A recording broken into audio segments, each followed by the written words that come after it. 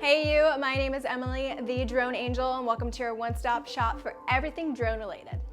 Today I'm going to be talking about leading lines and how to use them to create a compelling composition with your drone photography and videography.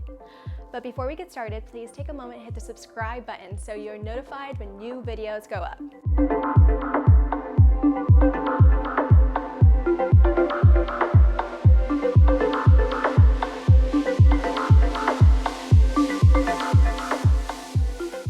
If you watched my rule of thirds video, then you know it's best to pick a location that you're drawn to. For me, it's the beach. When you arrive at a location, look for a particular subject that you want to highlight on the ground. For me, it's typically a surfer or the shoreline. You want to identify all the leading lines in the area, on the ground and in the air, that leads to your subject of choice. If you don't have time to location scout prior, try using apps like Google Earth to assess the terrain from above. From the air, lines can reveal themselves in unexpected places. If you ever make it to California, try checking out my 5 favorite beaches to find leading lines. If you have access to a beach, river, or lake, I highly suggest flying there. You have the best of both worlds with the water hugging the coastline. I find some of my best compositions by bodies of water. The leading lines of the ocean are my personal favorite because I normally find multiple elements within the setting that help create a more balanced composition. Keep in mind, a leading line doesn't need to be straight. A winding path or curvy road can make a great leading line. You can find leading lines by bridges, train tracks, fences, and by trees. Leading lines don't have to be actual lines either. Oftentimes, the techniques we use to lead the viewer are subtle. A line can be implied, like a row of trees. You can find leading lines just about anywhere if you look hard enough, especially with the advantage of flying from above. There are different types of lines that can shift the mood and emotions for the viewer. You don't have to use an exact, uninterrupted line either. Objects can break up the line and in fact add to the composition and emphasize the line just by breaking it. We typically scan photos from left to right, but vertical lines draw the eye up and down within the frame. Taking your eyes upwards in a photo communicates a message of power, strength, and height. Horizons are the most common horizontal line that acts as an anchor for the rest of the ingredients that make up a great composition. The high horizon line draws an eye into the image space. The horizon line in the center produces a scene with balance. The low horizon line emphasizes the sky. A horizontal line divides the earth from the sky, and it communicates a sense of stability and calmness in a composition. If the horizon is ever included in a photo, always make sure it's straight.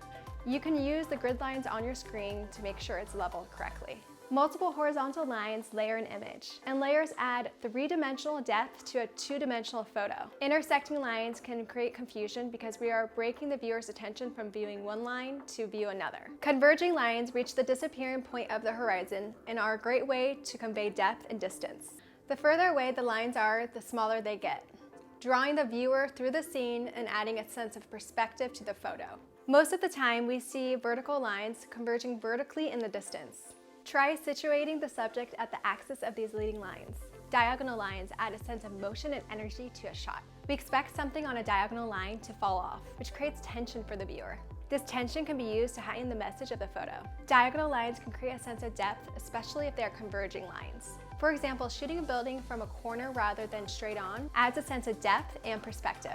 It's normal to rely on zoom lenses to help us achieve that depth between the foreground and background, but the Phantom 4 Pro and Mavic 2 Pro doesn't have a zoom option. Therefore, you must get creative in planning ahead on location and in post. I highly suggest having an idea of what you want to shoot if you don't plan to edit the photo much. This means creating a shot list. I recommend including a subject or point of interest to act as an anchor to the shot.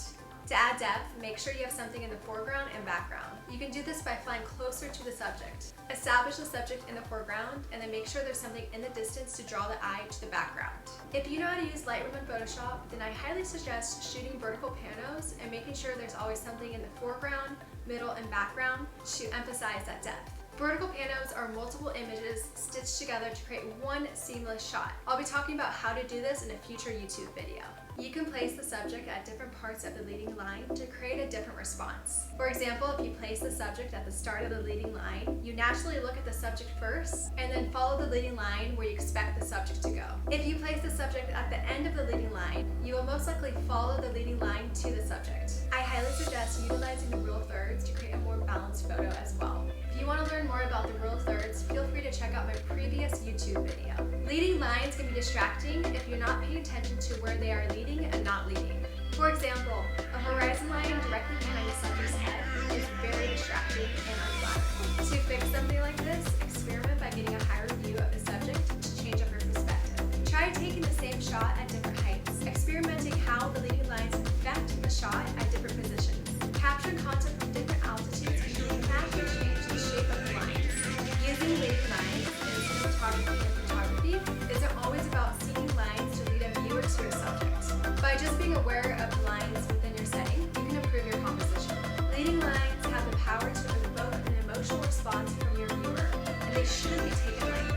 is truly an experiment. Make it a habit to look for lines every single time you fly to take your work to the next level. Thanks so much for watching, guys. If you enjoyed this video, the biggest compliment to me is if you could share it with someone else that would also enjoy it. Of course, subscribe to see more videos like this, and feel free to comment below if you have any drone-related questions or stories to tell.